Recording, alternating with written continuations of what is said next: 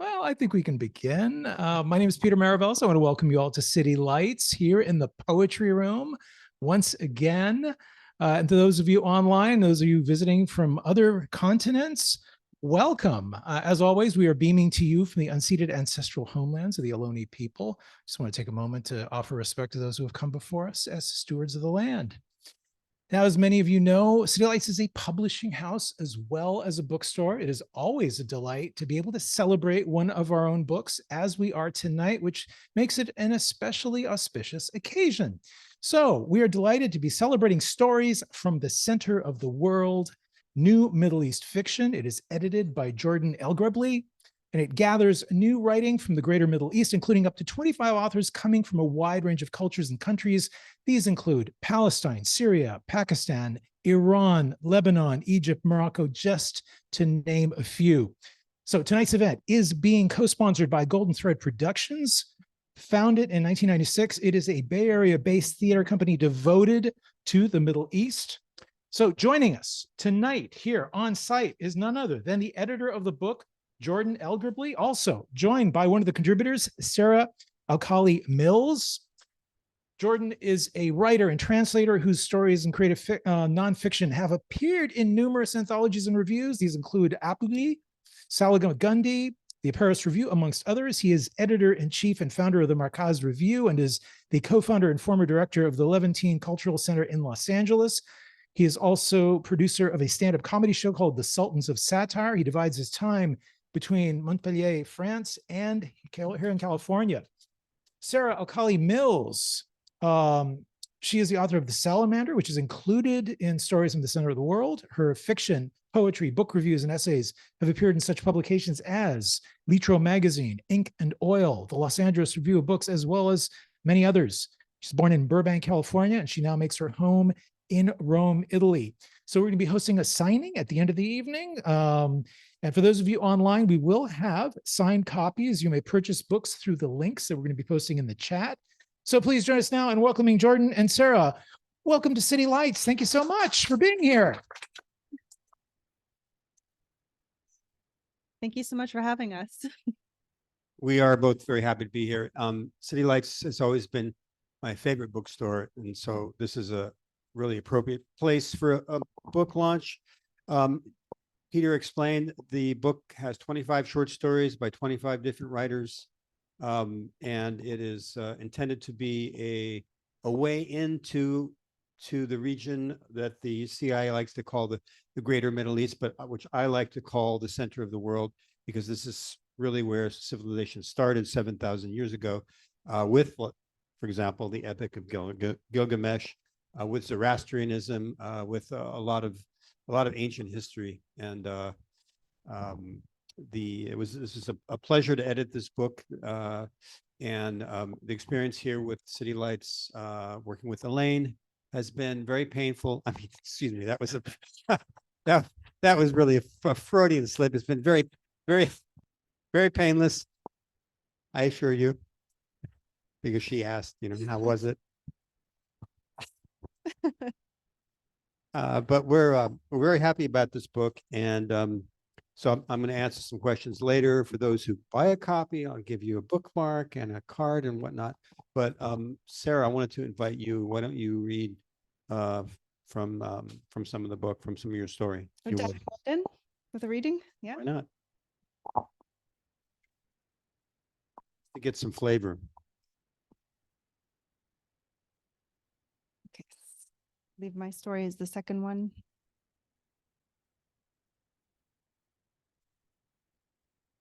Bear with me. The Salamander, Zahra. In only a day's time, Zahra will find herself swimming across the sea, and the grueling journey will be infinitely preferable to what she will leave behind. Anything at all to escape. She will formulate her plan, if flinging oneself headfirst into the Mediterranean with nary a belonging but a good luck charm may be called such, in between blows from Karim, the generous.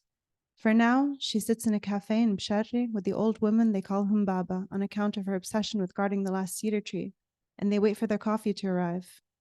They want to put me in a home, Humbaba says of her adult children. She refuses to budge. A sentinel does not give up her post. If they call that a home, then what is a prison? Zahra looks across the way to an ancient limestone house, its red tile roof missing shingles like a granite's front teeth, its walls enclosed with something like a police perimeter.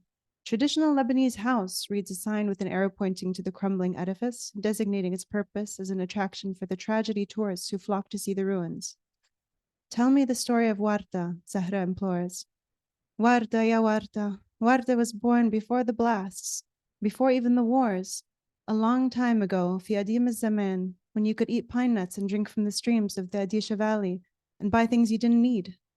When she talks about the golden age, Baba's cloudy eyes smolder with dignified martyrs resignation. She scrapes mindlessly at dry scales on her hands.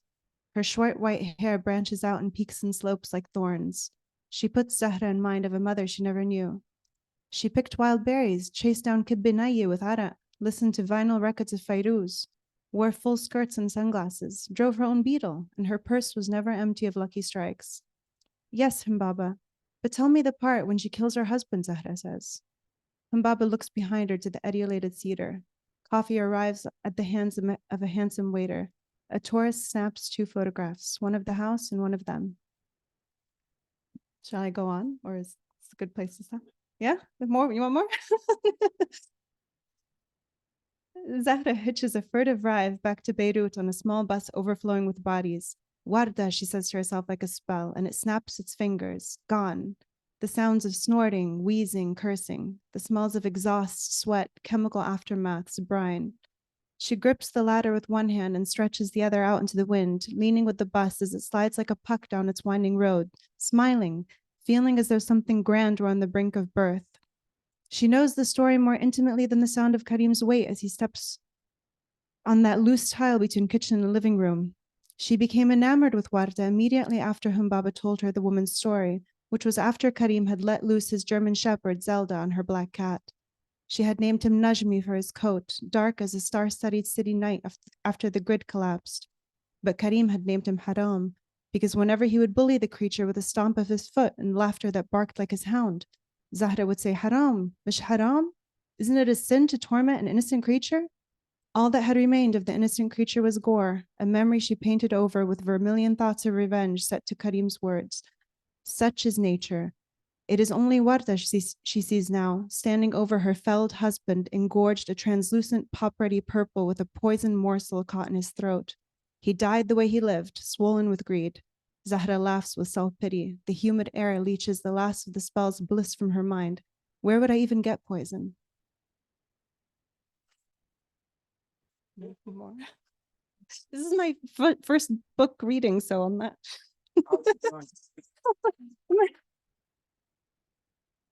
Thank you. Thank you so much. Do I okay? I want to know more, but I mean, I know the story, but okay, let's stop there. Yeah, you can't hear me?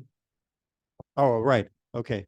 Thank you for reading that. Now, so the story is it only about one character, or tell us a little bit about it? This story follows several characters, about 4 different ones. They all come from Lebanon, and they all end up in this island by different circumstances.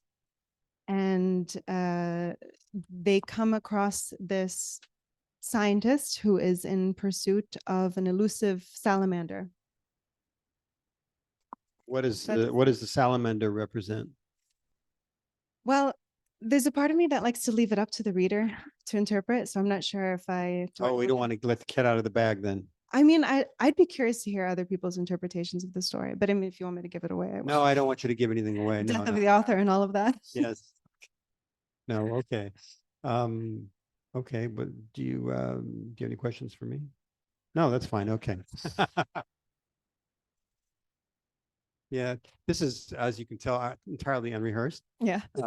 Pass that over here. And I'm going to read a little bit of a story that I wrote, which is also about someone who is a would-be refugee on the Mediterranean. The Algerian word for that is a haraga. Haraga is somebody who wants to emigrate abroad, but may not have the legal right to do so, and will brave the treacherous Mediterranean where a lot of people have met their death in the last several years. So this story is, by the way, I want to acknowledge the great writer Tamim Ansari, who's here with us tonight. Tamim in the audience. His books are downstairs. Very excellent writer. I'm impressed that you made it. I know the traffic is a bear. So this story is called The Afghan and the Persian.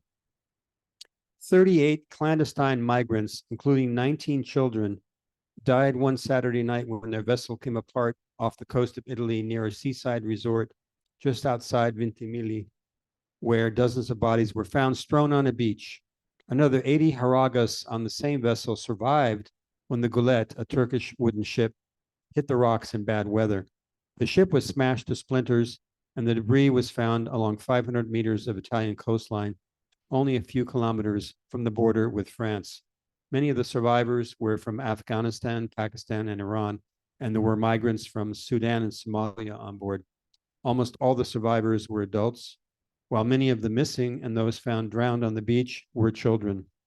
During triage, Italian authorities, aghast, lined up the little corpses, but did not have enough body bags of the right size to go around. The next day, Tamim, a Harag and a lover of words and dogs, washed up, dirty and disheveled, on the beach a few kilometers from Narbonne, having survived the shipwreck that nearly cost him his life. The robust but shaken migrant, aged 35, was then lucky to find refuge in nearby Montpellier, where Afghans, Syrians, and migrants from Africa were able to gain a foothold. A woman named Rami, with a tanned face and long, exquisite fingers, working at the offices of SOS Mediterranean, recorded his full name, date of birth, nationality, and other vitals.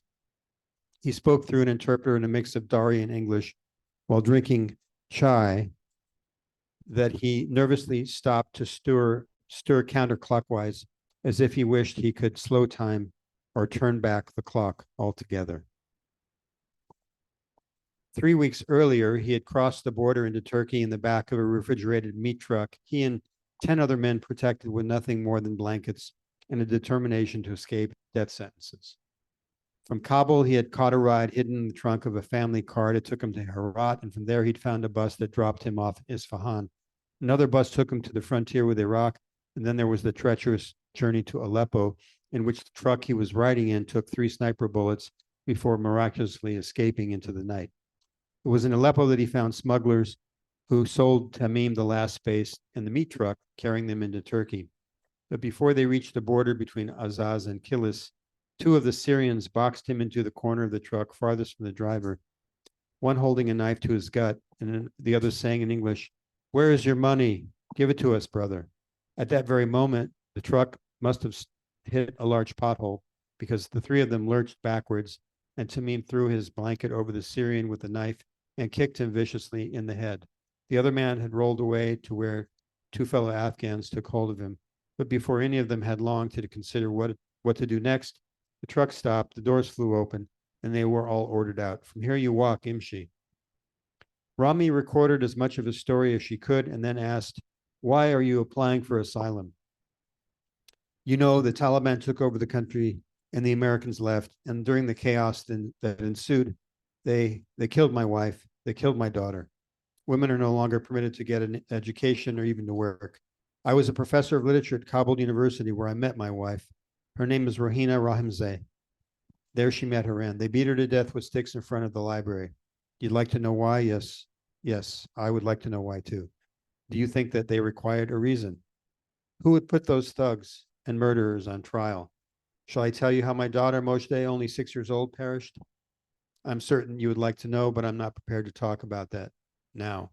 I fled the country because people like me who ask questions, who ask too many questions, who aren't necessarily good Muslims, who don't revere the Quran above life itself, those of us readers, we are more likely to be killed than ordinary Afghans who would prefer to live politely and quietly. Why France? Why have I come here? I washed up on your shores as a man who loves books and words and libraries and ideas. I thought by coming here, I could save myself." Beautiful story, Jordan. Should I ask you some questions? And that's just the beginning. If you want to find out what happens to Tamim in Montpellier, you have to get the book and read the story. Yes. So I'm wondering what motivated you to write this story. Why this story about an Afghan refugee? Well, there are a lot of refugees who come to southern France, cross the Mediterranean, those who make it. And Narbonne and Montpellier are and Marseille are places where they wind up. And SOS Mediterranean is a organization that saves people that are on the seas in the Mediterranean. And they have an office in Montpellier. And I happened to date one of the people that worked there. So I heard some stories, and then I heard another story that had to do with a cat. That's the version in the story that we didn't get to yet. There's actually there's a dog and a cat in the story. So if you like animals, you might like the story. So there's a dog and a cat, an Afghan and a Persian, and it takes place in the south of France. What could go wrong, right? I'm always curious to get like a behind the scenes sort of look into what goes into writing. I know a lot, what inspires my writing is this question of home, as we were talking about before. And so it seems like you have the refugee question close at heart. I have a lot of empathy for people who lose their place, and I'm always looking for my place, like where do I really fit in? Mm-hmm.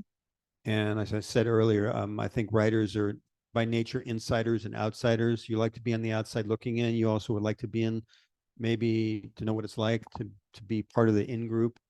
And so, you know, I divide my time between two countries, and I am getting another passport from where my grandparents are from Morocco. So I'm always struggling to feel like I belong somewhere, but I'm not really sure where that is. And that sounds very uncomfortable. And I think it's uncomfortable for people. And it's very uncomfortable if people are forced to be refugees. For example, Syrians in the Syrian civil war. Syrians love their country. Syria has from what I've heard from Syrian refugees, it has a soul. Their country is, it has a lot of history. They never wanted to leave. They didn't want to become refugees. And a lot of Palestinians didn't want to leave.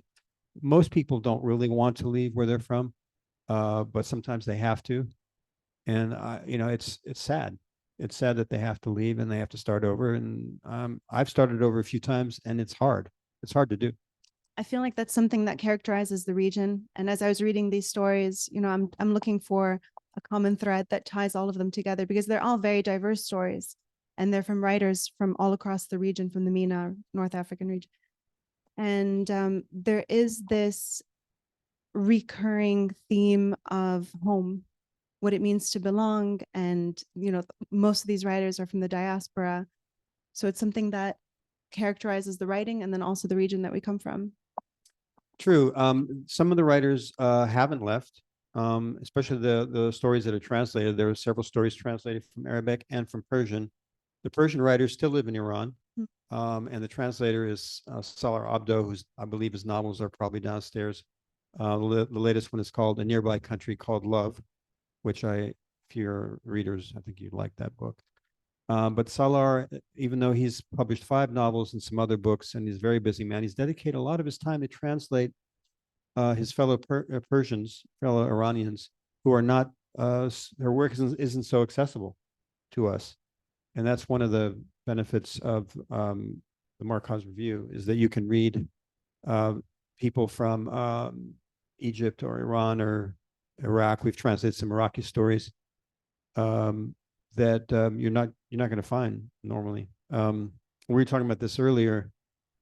It's a lot more common in this culture to find 2-dimensional Arab characters and 2-dimensional Iranian characters than it is to find well-rounded 3-dimensional characters.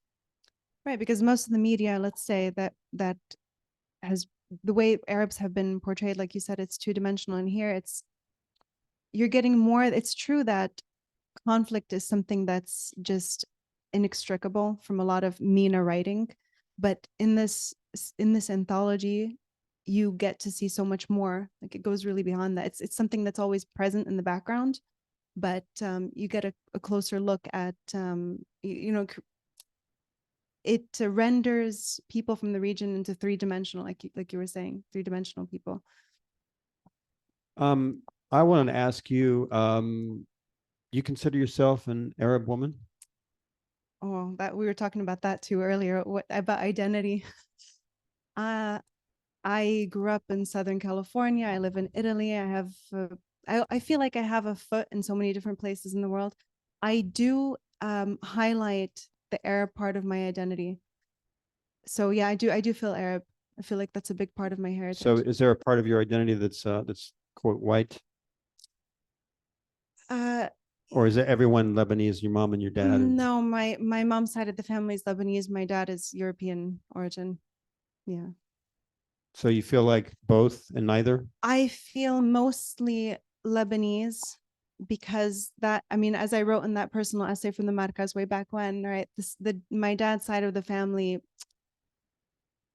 we never really talked about like the Norwegian side, for example, or the Greek or the German side, right? Whereas, and it's not like he was a first generation American either.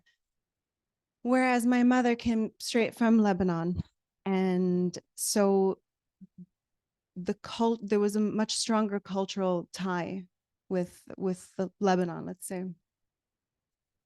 You know, I know this is a little off topic, but I think it's curious. If you read the biographies of actors in IMDb, the movie database, the white actors always says that they're part Scottish and Irish and half Dutch and German, all this stuff.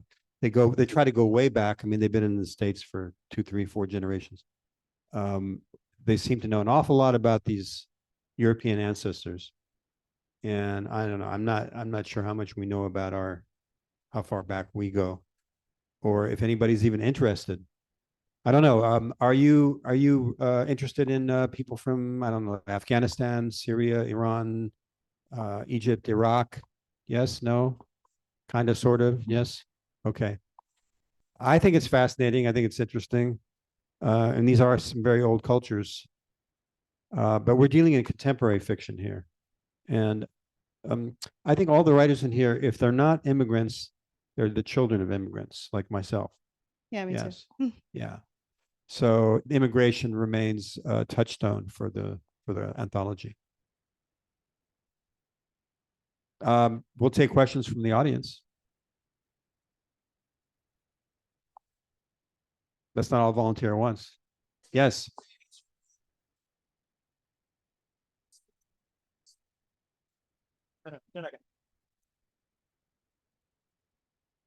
I'm sorry. So did you both grow up in the LA area? Is that what I heard? Yes, I did. I spent the first 16 years of my life in Burbank, California, and then I moved to Italy with my family. So I've been living more in Italy than I have in California, actually. Yeah, and I spent the first 14 years in LA, and then the next number of years in DC, and then 10 years in Paris. And growing up, were you connected at all with the Middle Eastern part of Los Angeles? I can't say that I was, no. And it's not something that I really thought about too much until I moved, until I had that experience of like being uprooted, and then it makes you think more about identity and belonging when you change your environment in such a drastic way. Yeah, my father was from France, but his parents were from Morocco, and he had spent time in Casablanca during the war. But he always so wanted to be an American that he didn't want to teach me French or Darija, Moroccan Arabic. So I didn't learn either one of those languages from him. And because of his sort of rejection of his Moroccan background, I got double dose of it. I became more interested. The more he rejected his own past, the more I wanted to reclaim it.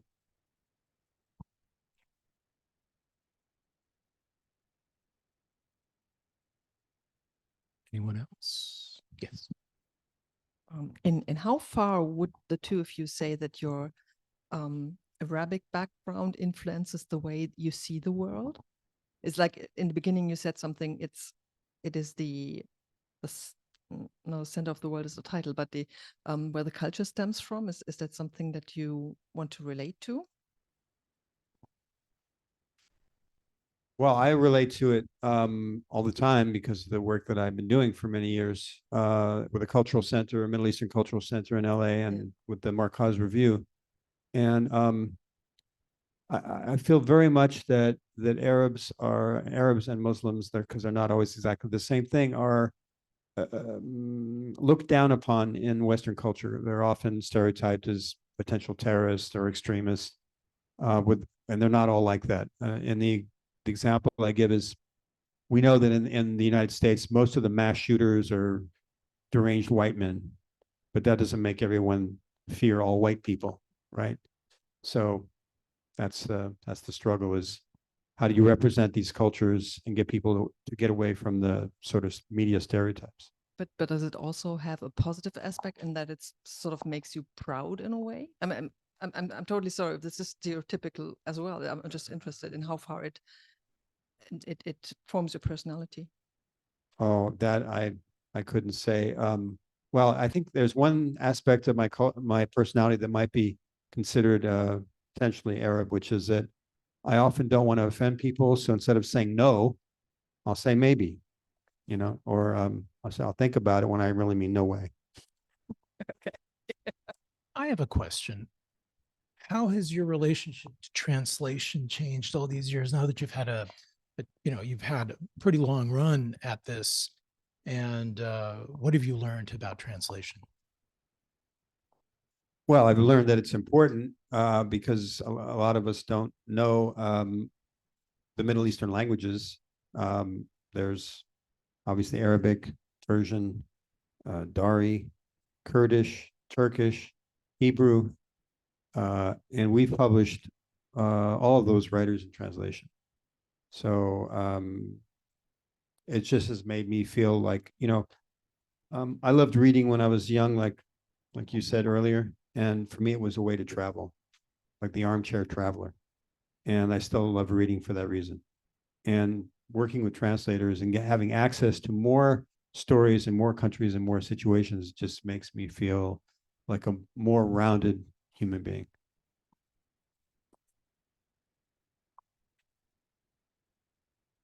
Yeah. Jordan, what languages do you speak? What are you translating from and to? You speak Arabic? I don't translate from Arabic because my Arabic is not good enough. I speak French and Spanish fluently, translate from those two languages. And I have an Arabic editor who's a novelist in Egypt. And I actually have 3 editors who translate from Arabic, but I don't. Okay. And a Persian translator. Yes.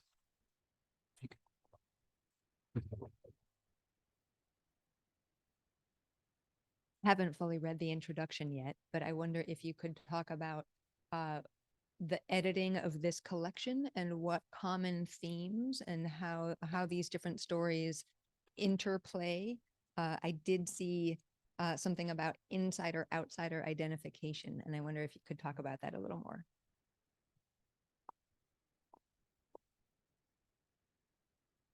Well, these stories came in over a period of 3 years.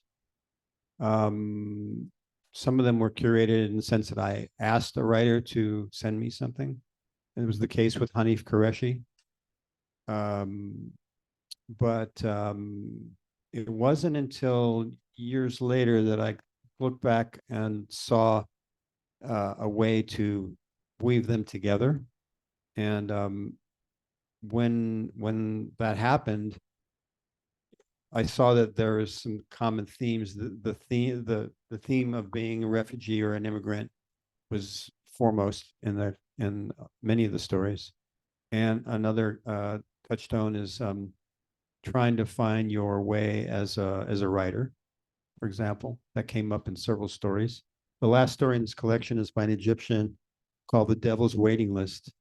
And it's about a writer who is determined to make it, but feels that his audience hasn't, and they haven't discovered him, and he feels that he's failing as a writer, even though he's published a few things. And he wants to try to help himself, and he has maybe a chance to sell his soul to the devil to do it. I kind of love that story. I wonder how far we're willing to go to get what we want. I think that answered it to some extent. Any other questions? One of the ways that that people of the Middle East and Arab cultures are kind of stereotyped is with respect to how we think about women in those cultures. There's kind of like a sort of assumption that they're all sort of downtrodden and oppressed. And I guess Sarah, this is more of a question for you. Is that something that you kind of grapple with when you're writing, or is that kind of just that pervasive stereotype? Is that something that you're struggling with as you write, or that you're grappling with in any way? That's an interesting question. So I am a very strong feminist, the killjoy kind. It's very unfortunate that that stereotype exists, and I mean a lot of it is based in the fact that I think it's an important distinction to make between what women are allowed to do in certain contexts and then what they wish they could do. There's so much potential there, but unfortunately, like in the case of Afghanistan, you know, after the Taliban takeover, women are just forced by their circumstances to occupy such a small space and to go unseen and unheard.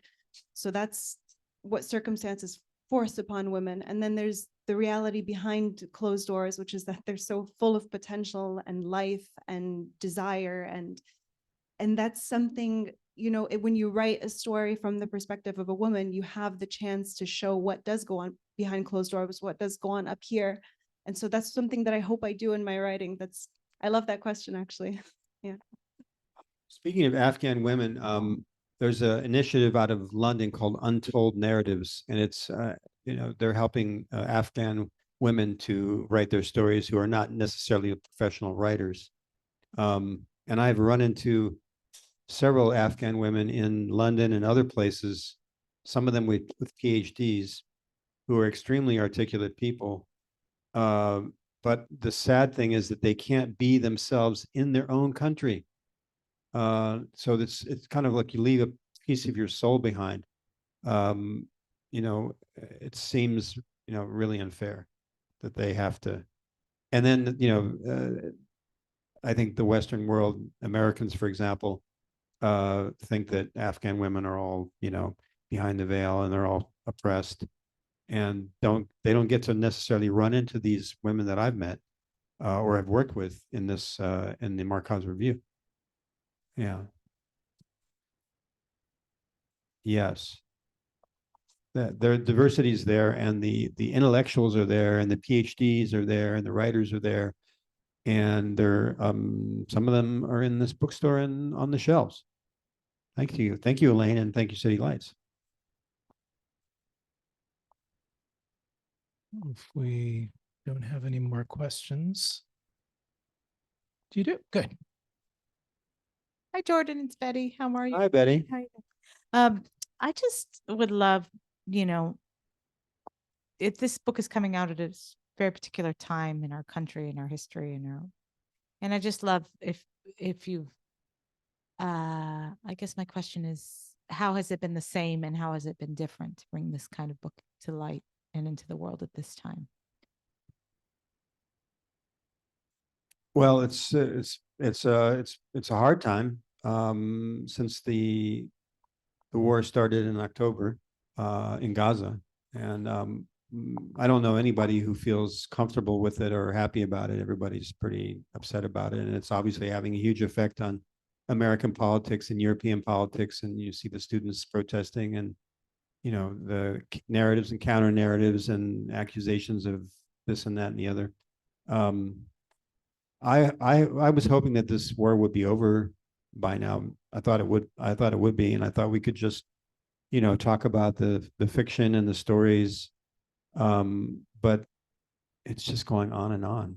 And it's you know, I made a choice a few years ago to move away from the geopolitics because I felt like that was dominating the narrative of the region.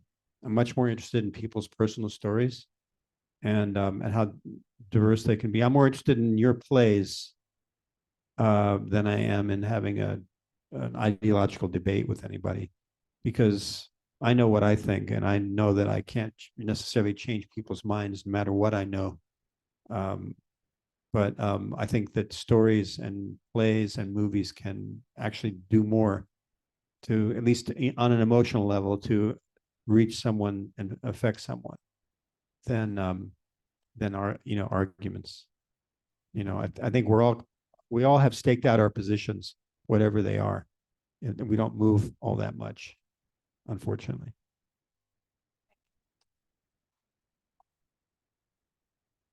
Question then. I think people who are speaking with one another who are of the same culture have a kind of conversation with one another in which they understand the terms of discourse, so that even if they're arguing, they know what they're arguing about. But when there's an argument between people of different cultures, there's a realm of misunderstanding that can enter into it, in which neither person is aware of what the misunderstanding is about. So it seems to me that what needs to come into being is a world culture. But every time I say this, I get a really negative reaction. People say, oh, we don't want a world culture.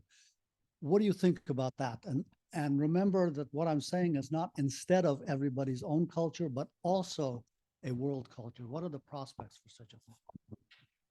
I love that idea, but I thought that literature, words and literature and stories are the world culture, right? World literature.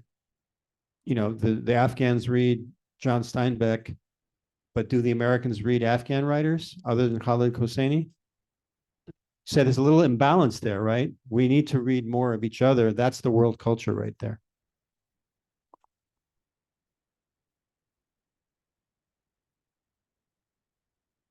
And I apologize that we were a little bit late. So if this was in any way covered, I'm curious to what extent religious observance was part of your upbringing or not, and how that's influenced your writing.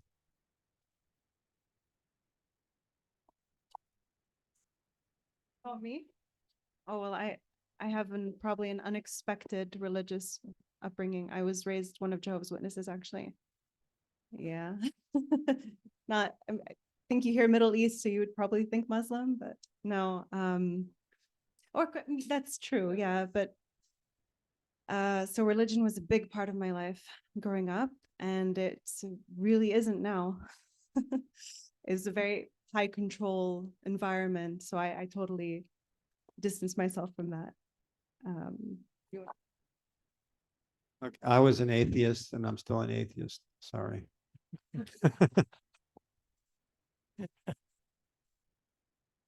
May not be fair, but that's how it is. Yeah. So, I mean, kind of along that line, like longing for an old family line, thinking about, where you came from, where your family, your four parents came from. Same with me. I long for it, but I know I wouldn't live in that culture. Like I wouldn't go because it's too restrictive, too religious, too conforming, whatever culture people are coming from here in San Francisco, or we're open-minded. We wouldn't want to be. So my question is, or it's a statement, I don't know, but we long for those old things. We wouldn't want to live in them. And what's that tension? I don't know. Does that make sense at all? Yeah. That's one of the things I touch upon in my story and just in my writing in general. The gap between our idealized version, the nostalgic version of our home, right? And especially, I think as Americans, it's a country of immigrants, right? So we're kind of all looking like we try to trace back our ancestry. My Uncle Greg, he's been trying to trace back his heritage, my dad's side of the family. That's something that, we want to feel a sense of belonging, but sometimes, like you said, would we necessarily want to be in that context? People who are from that area sometimes can't wait to get out of it, but we tend to idealize it because we don't have as close a connection with it, maybe, or like we haven't, it's a really interesting topic, though. I think about epigenetics and about DNA and what possible effect our ancestors have on our behavior and our desires. I just read an interesting story about how they analyzed the DNA 200 years later of Beethoven and discovered, I don't know if you saw that, why he might have died the painful death that he did. Apparently he had lead poisoning because he drank too much wine, and they put lead in the wine in those days. So you know, our DNA is something that we haven't really explored all that much yet.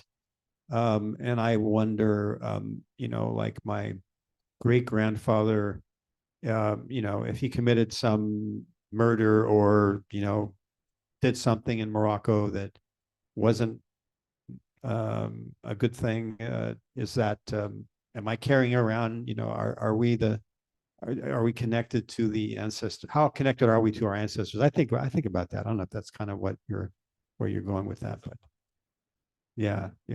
I think one should read about epigenetics a little bit, and yeah, I want to know more about that, but I'm not qualified. We have one more question there, or Elaine? It's not really a question. I just wanted to add something to the question about publishing this book into this moment. And when we started, I'm Elaine. I'm the one that gave him the painful editorial experience. I hope that's not true. You know, when we started working on this book, the current war was not happening. And you see that picture of Mossab Abu Toha there. He's a Gazan poet that I published before this war also. And but it didn't mean that there wasn't a sense of responsibility and urgency to bring forward certain kinds of voices. And it's what Jordan has been talking about in terms of his project with the Markaz Center in LA and his review since then. This notion as like when you're a culture maker or you're some kind of, you know, so-called gatekeeper, what responsibility do you have towards what Tamim is saying about a world culture, and who is it that you bring forward? And war or not, certain literatures are more represented than others. And some of that does have to do with, you know, a Western predilection for Western things. But some of it just has to do with, you know, certain countries have paid lots of money to get their literature translated, and that makes it possible for that literature to be published in English. It was a smart diplomatic move, you know, that certain European countries made, or Mexico makes, or Turkey makes. And so there's a lot of fiscal things that go into who gets heard too. And then who are people accustomed to actually reading and paying attention to, and how does the culture machine get trained to pay attention and promote? So yeah, Khaled Hosseini, you know, like that book made it big. And sometimes a breakthrough story happens, and it happens for all kinds of reasons. And sometimes it happens for the wrong reasons. And I'm not saying that that's true with that book necessarily, but I just want to sort of second that, you know, there was a sense of community that Jordan has been cultivating in his review that seemed to lend itself quite naturally to the kind of community that we as a publisher have been trying to cultivate since the beginning of City Lights, when it was always a very international project. And that's intentional because of a lot of the things that we're talking about here, about how it is that we understand each other. And I also believe that it's really hard for us to talk to each other from an ideological point of view. People find it upsetting. They don't necessarily make a lot of progress in those conversations, but through art, a lot happens, and it sneaks in all kinds of psychological ways that we don't even know are happening when we're reading, or when we're looking at a painting, or listening to music or poetry. So it just affects us as human beings on all these other levels that are not this sort of straightforward, you know, I have this belief and therefore And that was the reason for publishing this book. And that will be true, after the war is over and when the next war starts and whatever else is going to happen in the world. I mean, I think that kind of project of translating culture, and a lot of this isn't even in translation, because like we're saying, I mean, there's a diasporic community whose voices also are speaking to all of this and processing a lot of the questions that we're talking about. So I think that's helpful too for people who are living here in the States or in Europe to understand that, people from all of these cultures who are transplanted for whatever reason we're all reckoning with the same thing about, like, where do we come from, and how close are we to that or not. And there's a lot of irony in this book. There's some really funny stories. There's a range of things going on that I find really interesting stylistically, but also culturally. So I don't know. That wasn't a question. That was just a bunch of my point of view on why I published it. Thank you. It's very interesting to hear that. Any final words? Final words. I hope these copies will fly off the shelves, because these stories deserve to be read. And I think that, what you've curated is an excellent collection, not just because I'm a part of it, but it's a very noble endeavor to get marginalized voices out there. And yet they come from the center of the world. So how marginal can they really be? Yeah, well, we all know who considers themselves the center of the world. So, well, funnily enough, a lot of cultures consider themselves the center of the world. Iranians think that their culture is the best, and Germans think their culture is the best, and French certainly think their culture is the best. And Americans are very American centric, right? That's what yeah. Yes. So it's a common disease that we have. Yeah. It's the world culture. Thank you for coming. And if you want, we'll sign a book. And thank you, City Lights. Thank you.